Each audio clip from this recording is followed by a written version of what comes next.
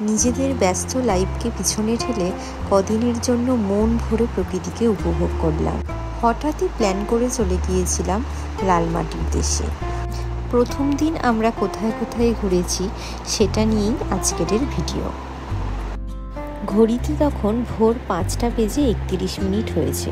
ঠিক সেই সময়েই দুজনে ব্যাগ পোটলা বেঁধে বেরিয়ে পড়লাম।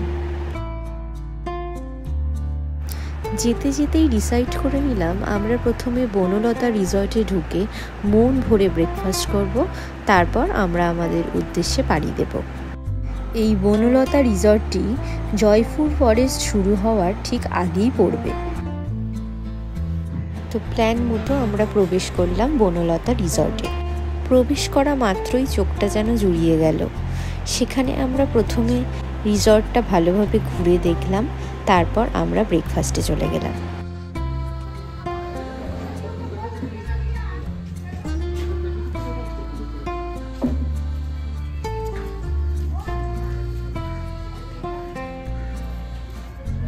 ব্রেকফাস্টে আমরা আলুর পরোটা, ডিম টোস্ট আর সঙ্গে বিশাল বড় একটা রাজভোগ অর্ডার করেছিলাম।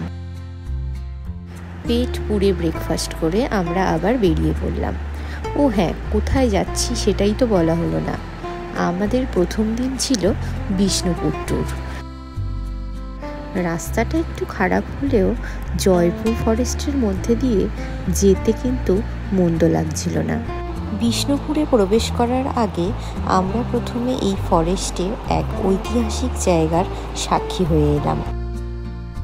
লাল মাটির পথ ধরে আমরা পৌঁছে গিয়েছিলাম একটা ব্রিটিশ আমলের এয়ারপোর্টে। এখান থেকে ফ্লাইট ওঠানামা করতে হবে। এটা হচ্ছে আসল রানওয়েটা।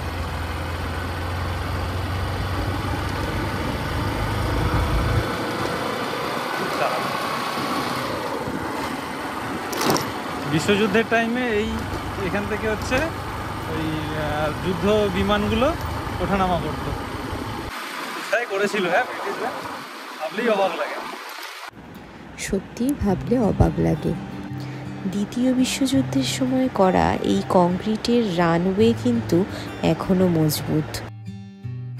এখান থেকে এক অপূর্ব অভিজ্ঞতা নিয়ে আমরা প্রবেশ করলাম বিষ্ণুপুরে। আমরা কম বেশি সবাই জানি বিষ্ণুপুর পশ্চিমবঙ্গের বাঁকুড়া জেলার একটি ঐতিহাসিক শহর। এই শহরটি মূলত পোড়ামাটির মন্দিরগুলোর জন্য বেশি বিখ্যাত। বিষ্ণুপুরের মল্ল রাজারা এখানে পোড়ামাটির মন্দিরগুলো তৈরি করে গিয়েছিলেন। বিষ্ণুপুরে দুর্গের দুটি গর্বিত প্রবেশদ্বার রয়েছে। স্থানীয় লোকেরা তাদেরকে গড় দরজা বলেই সম্বোধন করেন। গড় দরজা শয়তান শত্রুদের হাত থেকে রক্ষা করার জন্য তৈরি করা হয়েছিল। বিষ্ণুপুরে ঢোকা মাত্রই আমরা প্রথমে সেই গড় দরজাই দেখতে চলে এলাম।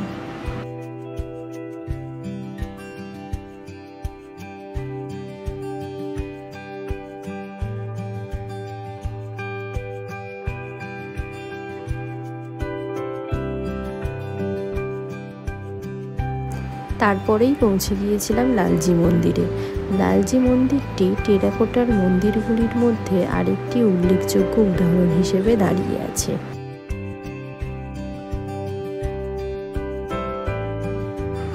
লালজি মন্দির থেকে বেরিয়ে এসে আরও একটি রাধাকৃষ্ণের মন্দির পেরিয়ে আমরা এসে পৌঁছালাম জোড়বাংলা মন্দিরে। সময়ের অভাবে আমরা আর জোড়বাংলা মন্দিরে প্রবেশ করিনি।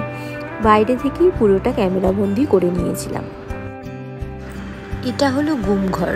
স্থানীয় বাসিন্দারা বলেন এই গুমঘরে নাকি মল্ল রাজারা শত্রুদের আটকে রাখত শেষ নিঃশ্বাস পর্যন্ত। খুব সুন্দর সুন্দর টেরাকোটার জিনিসপত্র দেখতে দেখতে আমরা এসে পৌঁছালাম শ্যামরাই মন্দিরে। তারপর শ্যামরাই মন্দিরে কিছুক্ষণ থেকে চলে গেলাম সোজা রাসমঞ্চে। বিষ্ণুপুরের এই রাসমঞ্চে রাস উৎসবের সময় বিষ্ণুপুর শহরের যাবতীয় রাধাকৃষ্ণ বিগ্রহ এখানে জনসাধারণের দর্শনের জন্য আনা হয়।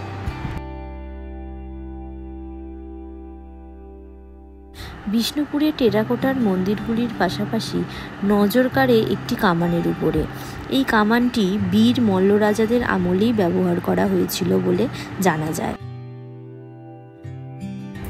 বিষ্ণুপুর মোটামুটিভাবে কভার করে আমরা রওনা দিলাম মুকুটমণিপুরের দিকে।